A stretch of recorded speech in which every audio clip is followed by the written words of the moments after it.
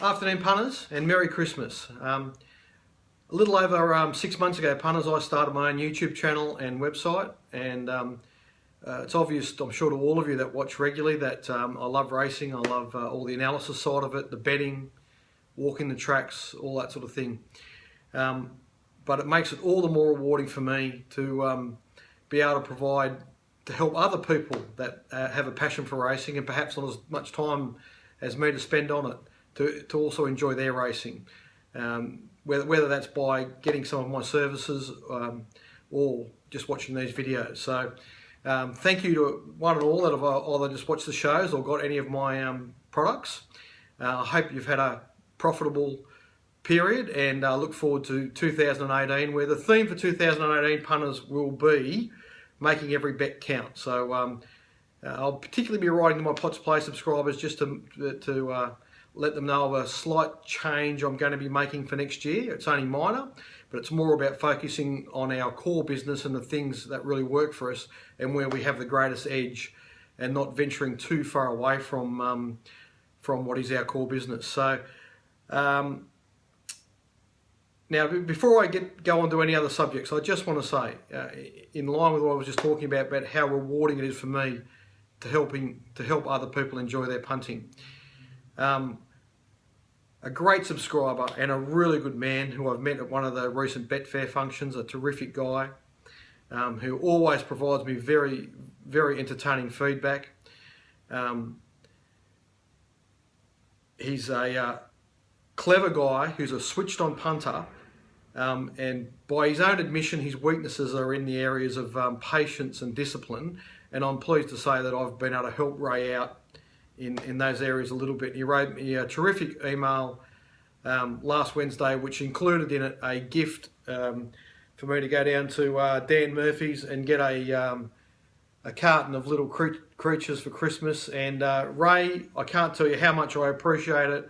I'm thoroughly enjoying them. So Merry Christmas to all the punters, and particularly Ray. Cheers. It's a delightful little drop, Ray. On much the same note, another terrific subscriber, Brian, who is another regular correspondent, writes some fantastic emails. Brian sent me a little package during the week that included a souvenir from his recent trip to Hong Kong, and I've only sort of glanced through it at this stage, but it's an amazing form guide that the Hong Kong Jockey Club provide to the punters, free of charge. It's just got some outstanding information in it, and every part of it that you read, it just smacks of an organisation that does everything humanly possible to engage their punters. They want as many people as they can gather to be interested in betting and enjoying the game. And I just think it's, I mean, that's where it all starts. You know, if you want more people involved in racehorse ownership, or you know, direct participation through training and, you know, stable work and all that sort of thing. Yeah, it all starts with getting people engaged with the industry from a punting point of view. And I mean, the contrast between the administrators in Hong Kong and the approach they take, which is very punter-centric compared to Australia, is stark. And we can all only hope that the administrators here gravitate towards that attitude that drives everything they seem to do in Hong Kong, which is about engaging people in betting. You know, the more people betting, the more people enjoying the fascination of racing, the better for all of us.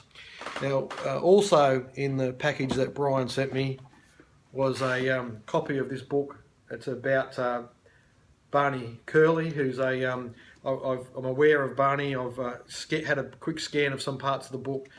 It sounds very interesting. He's an old-style trainer over there that landed some big plunges over the decades. So I really look forward to having a good read of that. So to Brian and to Ray, you didn't need to do that, but I greatly appreciate your kindness. Cheers, guys. Okay, so just a quick show for today. Just a quick word on Moonee Valley yesterday. There was some scuttlebutt around, but the Moonee Valley track played absolutely perfectly yesterday. It played exactly as it walked. There were 2 leaders, 2 horses trailing the leader, a couple in the 1x1. Widgie Turf from just beyond midfield, and there were 2 horses that ran on from the back. The racing yesterday was all about which horses occupied in what positions. If the really strong horses got on pace, they were incredibly hard to beat. But if those positions were occupied by weaker horses, it was no problem for horses winning from all various positions. So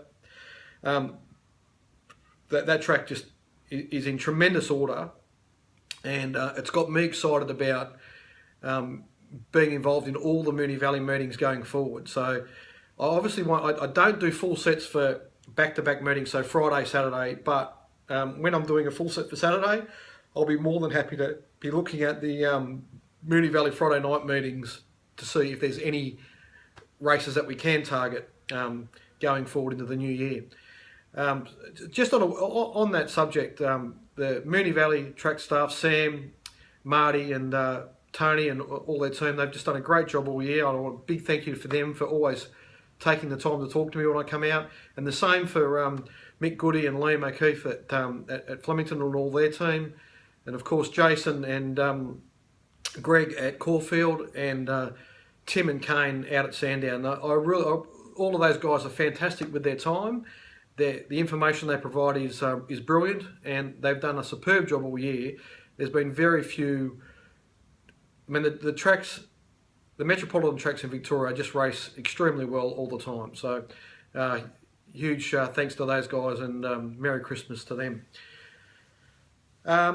Some of the other recent emails I've had, there is something I did want to touch on. Last Wednesday at Sandown, unfortunately, it was very hard to bet in the first 2 races because there were horses trained at Cranbourne where we were unable to identify their jump out. So it's an issue that I've been writing to Racing Victoria for several years, along with our great mate Juppy, who's constantly pushed this issue, and DK and Ralphie and others to try and get Cranbourne to concede to identifying all the horses in their jump outs. Anyway, I had an email back from Paul Bloodworth last week, and Paul's always great. He always replies. I think he finds this issue as frustrating as we do. And also on so much the same note with Jake Norton at Caulfield, who's always promptly replies and wants this issue solved for when the fields are in MRC meetings. Paul has told me that as of August 1, horses won't be able to be nominated for city races without a publicly viewable jump out or trial. So that's a huge step in the right direction. It's not perfect, but it's bad enough when it happens in the country.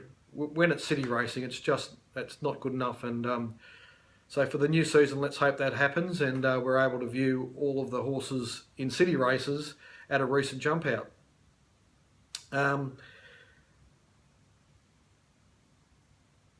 What else we got here? So also had an email from Mitch. Mitch is a good subscriber. He wrote to me a while ago to how he was getting Fortune's Formula, and he just got to the chapter reading about the over betting and money management. And all of you guys that watch your show, I'm sure you're all able to identify form and understand which horses have got the best chance in the race and finding winners. It's just so important to understand that finding winners is only half the battle. A huge part of the battle in racing is staking according to your bank and managing your money well.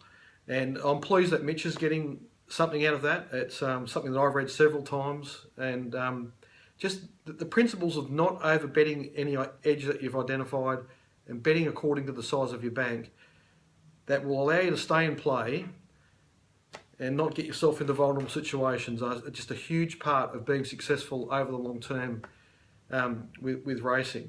Like Ray, I mentioned earlier, that's the part that took Ray, because he said in the past, if he's having a bad day, he'd be looking for a favourite to try and blast out late in the day. It's just a recipe for disaster. And Now, when things are going well, it's okay to have a bit of escalation in your betting, a bit of progression is the right term for staking plans, but you don't want it going the other way. You don't want to be increasing your bets while you're having a bad run. You want it to be going the other way. So that whole money management side of things is very important. So on that subject, Jack emailed it into me. Jack and I met at a charity function that was all about young people that had grown up with drug addicted parents, and they had a couple of young people in their early 20s that had grown up that way, that lost their parents very when they were at a young age to drug addiction, and they were inspirational people. So it was a really good day, and Jack and I met that day, got talking about racing. He's a big fan of Daniel O'Sullivan's, and we got talking about that, and ever since then Jack's been a subscriber to my services, and he just wrote in about multi-betting, all ups and that sort of thing. So, and just asked me what my opinion was. It's interesting. I think it's something, if you're going to do, you need to really understand it very well and sort of specialise in it, and you need to deal with those bets with a specific bank that adjusts for those bets, because this is from my point of view. This is given the way that I manage my own betting, and everything to me is about what's the edge here and what's the size, how much of my bank should I allocate to this race according to that edge. So if it's a coin toss, and someone offers 220, how much of my bank am I going to apply to that advantage? So the tricky part with all-up betting with multiples is that once the first horse wins, so just say you've allocated, let's just keep it nice round figures, you've allocated 1% of your bank to that bet, for instance, and the horse is 10 to 1. Well, effectively you've got 10% of your bank going on to the second bet. If it wins at 2 to 1, then you've got 30% of your bank going on to the next bet, so on and so forth. So it can get to the point pretty quickly where you're effectively overbetting your edge, and you really should ask yourself, if you were doing those bets individually, if you weren't doing it, before race one, just say it's a 3-leg multi, for the 3 legs, just say you're putting the bet on for race 1, then collect, and then you're going to put all the winnings onto the horse in race 2, all the winnings on the race 3. Would you be comfortable with that? Would you do it? Would you be betting effectively? They're the questions you've got to answer. If you can answer those questions and you're happy with it, well, sure, it's an effective way of betting, and it can certainly take out some of the fear in those bets that you might have otherwise. So I think it's a question for each individual and how they're playing. But as I said, if you're going to get involved in multis, I would have a specific bank to deal with them, and make sure you understand exactly what the ramifications of each of those bets are as each leg goes forward. And of course, with these days, with things like Betfair and all the other various tools out there and the amount of places we can bet into, you can always hedge as you go along, or cash out, trade out, lay some other horses on Betfair around it to round out your position if that's what you're looking for. So really interesting topic, Jack. I mean, a lot of the guys that get my services right back to me with some of the multis they've got, and some of it's very effective punting, and as I said, if you're managing it well and it's an appropriate percentage of your bank that you're using, it can be very effective and very rewarding. So I'd be interested to hear feedback from other punters that have gone down that track, and to hear some of the stories. So anyway, punters, that's about it. I'm just going to get back and get stuck into the rest of the form for Caulfield. I've done all the maps there. It's an interesting card. It's an 8-race card there on Boxing Day. I'm sure there'll be some good betting opportunities, and I'm looking forward to that card, and I'm looking forward to the new year. Thanks again, punters. Thanks for everything, and cheers, Ray. I'm really enjoying this, Little Creatures.